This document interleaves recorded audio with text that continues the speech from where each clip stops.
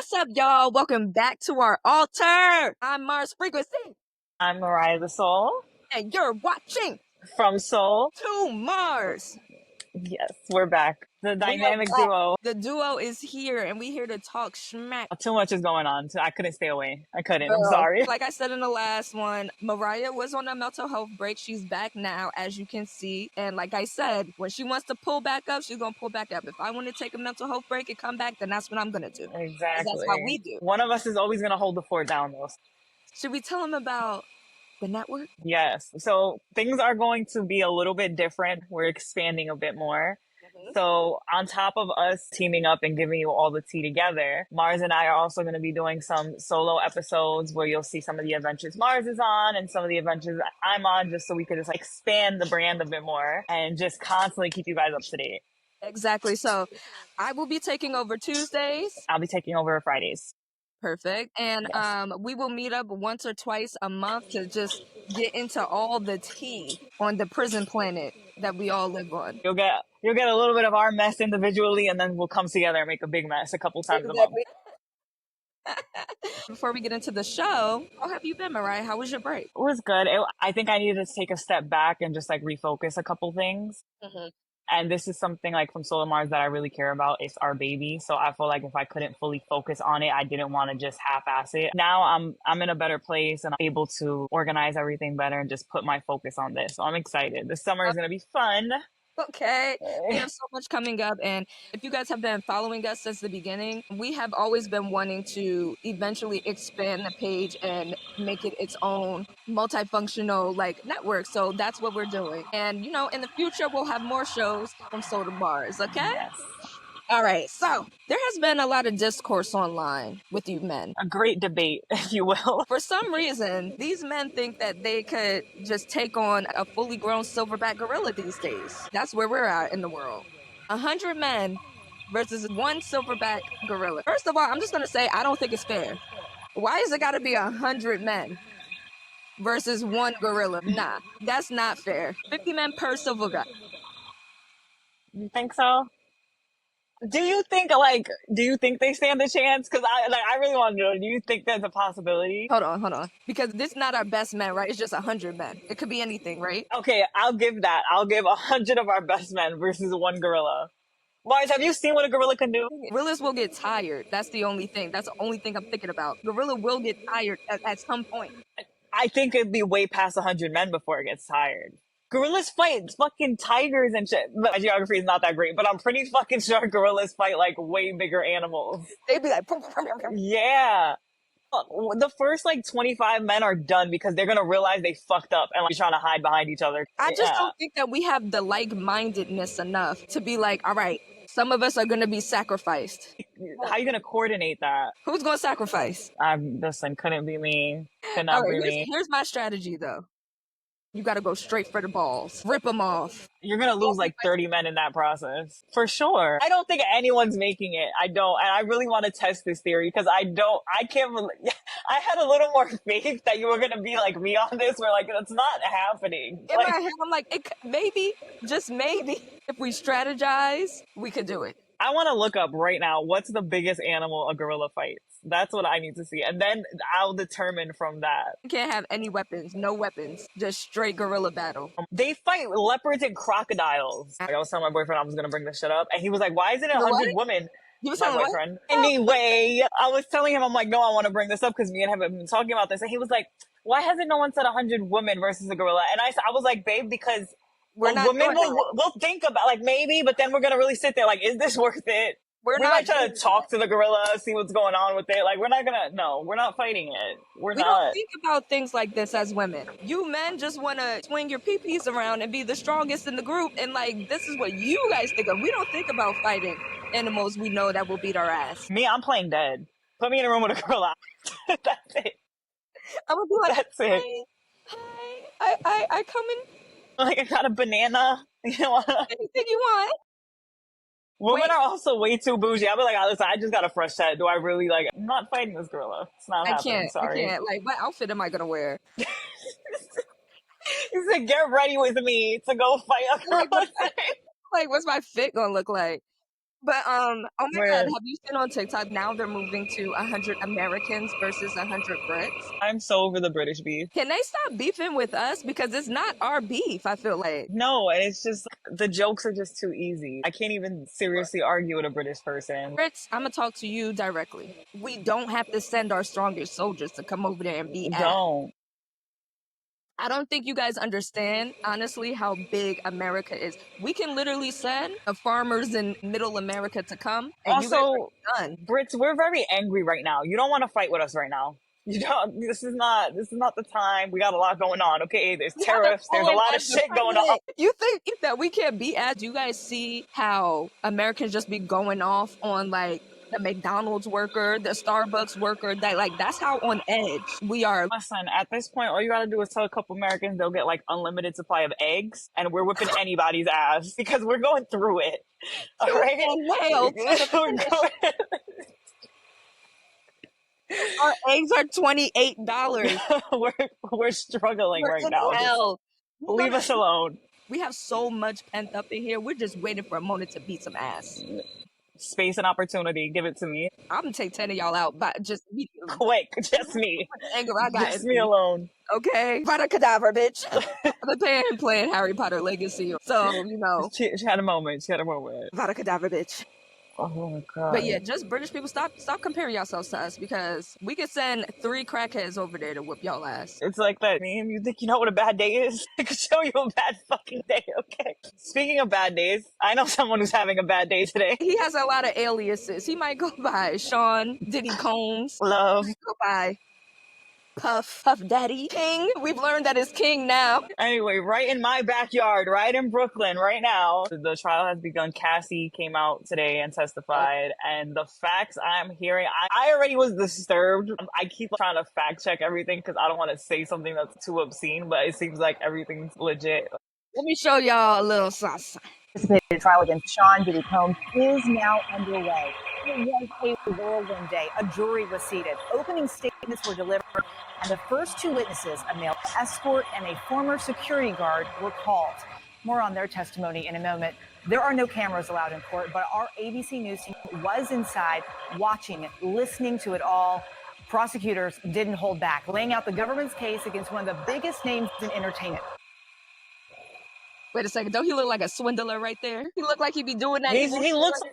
He looks like a villain, like he's like real life fucking Joker. This is insane. I'm so waiting for something crazy to happen. Honestly, he's in a RICO case all by himself. When have you ever heard that?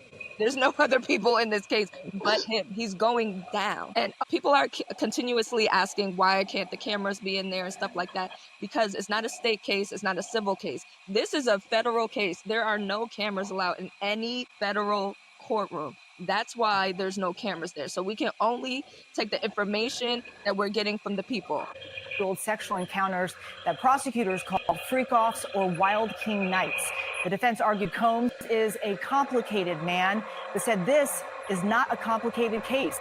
His lawyer pointing to that disturbing video of Combs dragging and kicking then-girlfriend Cassie Ventura, admitting it shows domestic violence, but arguing it is not evidence of sex trafficking. Sitting behind Combs today, his mother and children, all seen arriving at court, supporting Combs as he faces 5 counts, including sex trafficking and racketeering conspiracy. Combs faces a potential life sentence. He has denied all of these allegations.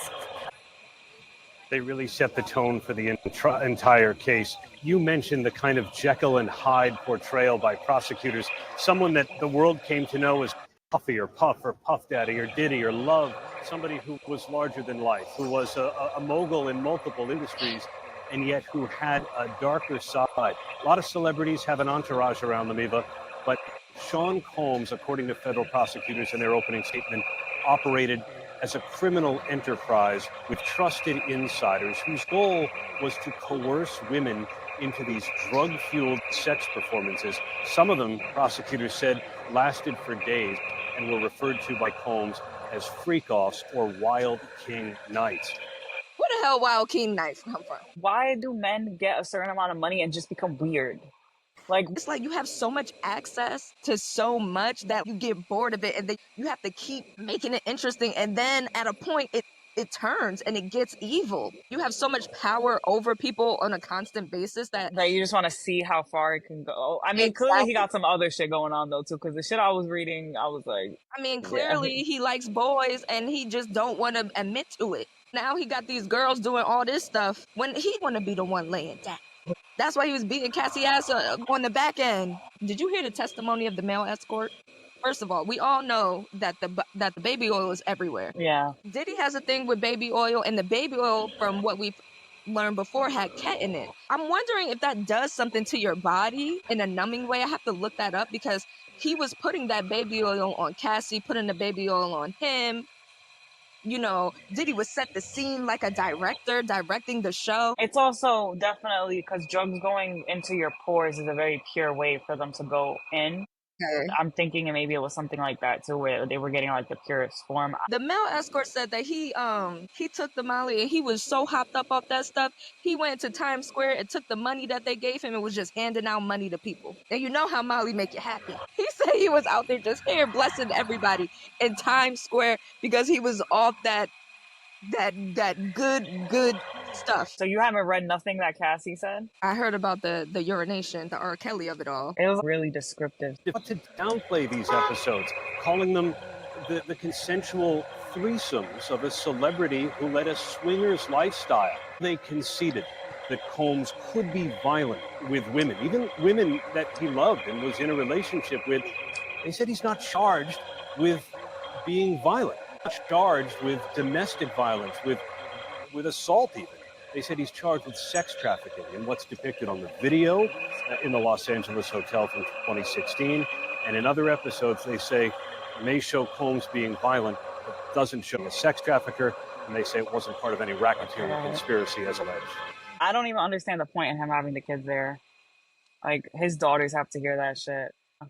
There's a part when she talks about the drugs, that she knew who to reach out to for drugs. So then someone said, what would happen after the escort finished on you? Ventura, Sean would want it put on his body in the next room. Where? Usually on his nipples. Wait. Why? Why the nipples? That's what I'm saying. It's deeper than him just being like down low, because at that point he could have just been having sex with the escorts. You're doing all this shit in secret. He's into some real power play. He's like a sexual deviant. Yeah. So he was going back, they was going in the other room and he was eating it. At this point, nothing surprises me. This is just the beginning. They said that he'd be in the corner getting himself off while directing what Cassie is doing with the escorts. And it was escort after escorts after escorts. She was 10 hours at a time, 10 days. Can you imagine being high off drugs for 10 days straight? Yeah, that's crazy. Of course he was violent because you're so hopped up off uppers for 10 days straight, or even 10 hours at a time straight. When you come down, Right. the misery. I can't. And you got your mom in here, listeners, but I know your mom knew about it. Yeah, there's more to it. There's a reason he's the only one taking the fall. I feel like he kept it very close in his family, and so he's trying to protect all those people personally. I know some people have theories that he's like a fall guy. I don't think he's a fall guy. Like he's the one cutting the checks. He's the one making the rules. He's the one snapping people along. Everybody want to keep their job. And Cassie's testifying all of this pregnant. I just cannot. I can't blame Cassie because she was 19 when she got with him. He got her on camera doing it. And I understand the aspect of blackmail. I know she was scared. And she did try to get away from him multiple times. She actually says that the video that we see of her trying to leave one of those freak off events because she had a premiere to go to. He just made it very impossible for her to even excel beyond him. They're still debating if people are going to be able to see the footage because there is freak off footage. I was reading, they are going to show the footage, but it's going to be like a closed room. It's going to be just the jury.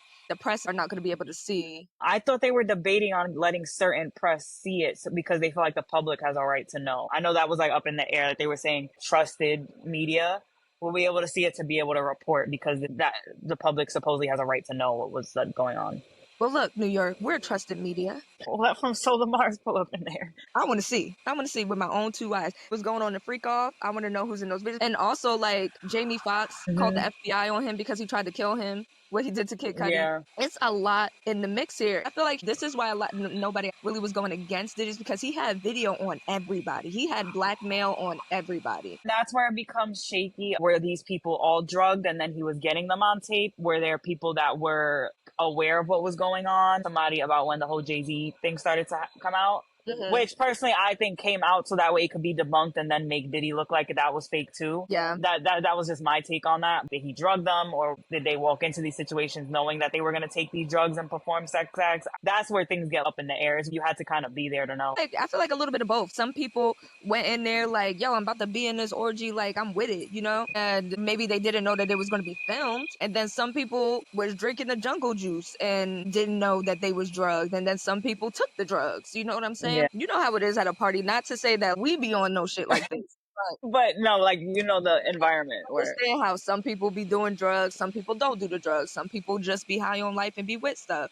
But I don't think anybody knew that they were being filmed. It definitely was a kind of cover up of inviting certain people to certain parts of the event, and that later on things happen, because then you have people like Amber Rose. I was at every party and nothing happened. And yeah, maybe because you weren't invited. He wasn't invited to the afties, girl. More is gonna have to come out about other people. Yeah. If I hear anything about Justin Bieber, put him under the jail. That boy is so hurt. You could tell. You know what I'm saying? I just want to be a fly on the wall in the Hollywood houses to see what they talking about with this. I want to know what the inside scoop is. Because people are too silent about this. You hear that, New York? From Solar Mars is on the job. We are on the job. Golly, I just can't even get over that. So it's only been 2 days. This is an 8-week trial. There has been some discourse already. I feel like this has to do with the immediate satisfaction world that we live in now. There's already people saying he's going to get off because they're just talking about domestic abuse. They're not talking about the racketeering. They're not talking about the trafficking. Wait a second. We're only on day 2. Yeah, we just started. You think they're not going to get there? You think the feds are going to do all this? They only do cases that they know that they're going to win. Yeah. Come on, you guys. Let's use our problem solving. And that's just how a case works. They have to kind of destroy his character. They have to show the type of person he was, and then they're going to start showing you what happened. But I think they're trying to get that image out that maybe people love of Diddy and like the person that's like the icon, and they're trying to show you, no, this is who he was. So they do have to stress things like domestic violence, but there's definitely more in there.